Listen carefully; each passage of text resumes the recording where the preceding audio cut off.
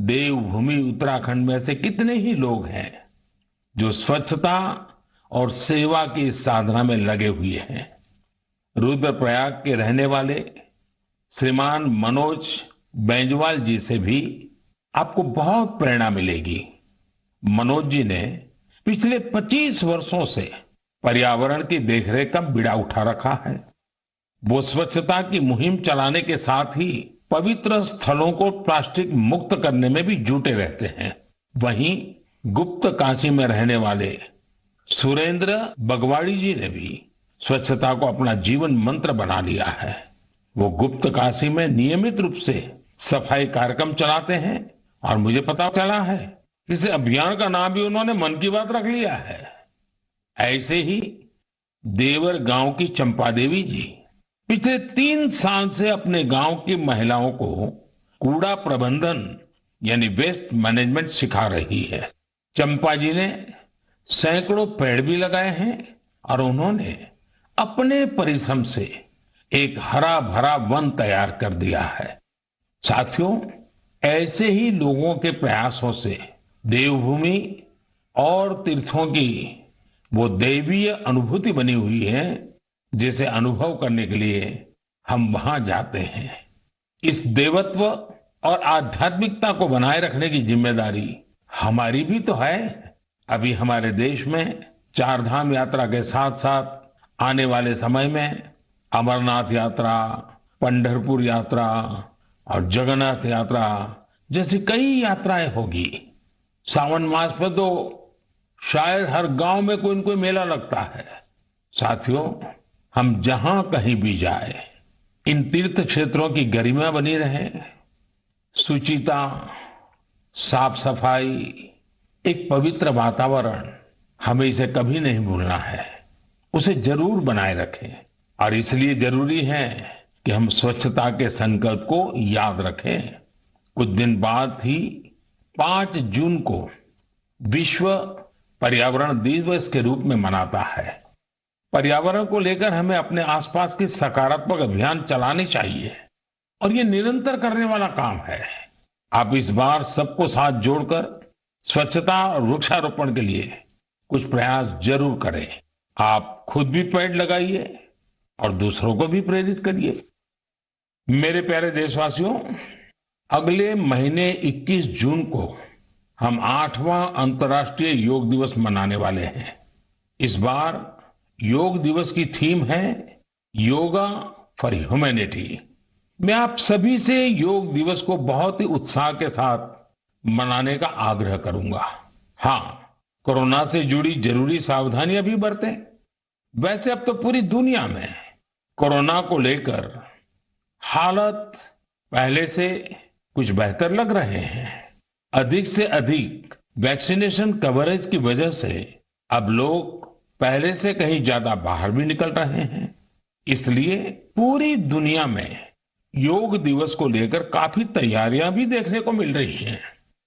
Corona महामारी ने हम सभी को ये एहसास भी कराया है कि हमारे जीवन में स्वास्थ्य का कितना अधिक महत्व है और योग इसमें कितना बड़ा माध्यम है। लोग ये महसूस कर रहे हैं कि योग से फिजिकल, स्पिरिचुअल और इंटेलेक्चुअल वेलबीइंग को भी कितना बढ़ावा मिलता है। विश्व के टॉप बिजनेस पर्सन से लेकर फिल्म और स्पोर्ट्स पर्सनालिटीज तक, स्टूडेंट से लेकर सामान्य मानवी तक, सभी योग को अपने जीवन का अभिन्न अंग बना रहे हैं। मुझे पूरा विश्वास है कि दुनिया भर में योग की बढ़ती लोकप्रियता को देखकर आप सभी को बहुत अच्छा लगता होगा। साथियों, इस बार देश विदेश में योग दिवस पर होने वाले कुछ बेहद इनोवेटिव उदाहरणों के बारे में मुझे जानकारी मिली है। इन्हीं में से एक है गार्डियन रिंग। एक बड़ा ही यूनिक प्रोग्राम होगा। इसमें मूवमेंट ऑफ सन को सेलिब्रेट किया जाएगा, यानी सूरज जैसे जैसे यात्रा करेगा, धरती के अलग अलग हिस्सों से हम योग के जरिए उसका स्वागत करेंगे। अलग अलग देशों में इंडियन मिशंस वहां के लोकल टाइम के मुताबिक सूर्योदय के समय योग कार्यक्रम आयोजित करेंगे। एक देश के बाद दूसरे देश से कार्यक्रम शुरू होगा। पूरब से पश्चिम तक निरंतर यात्रा चलती रहेगी।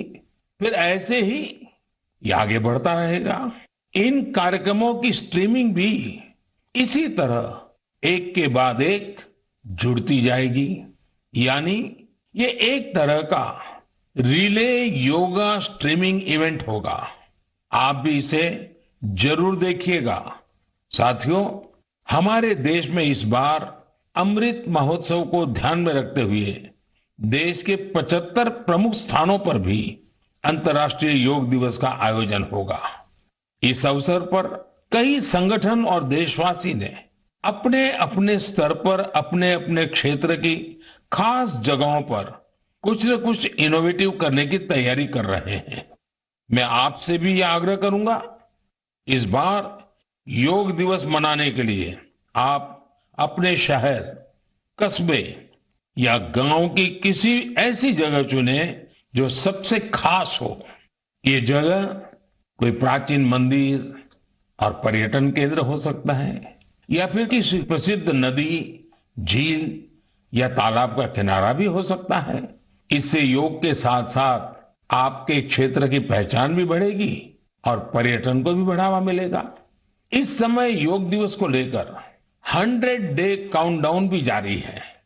या यूं कहें कि निजी और सामाजिक प्रयासों से जुड़े कार्यक्रम 3 महीने पहले ही शुरू हो चुके हैं।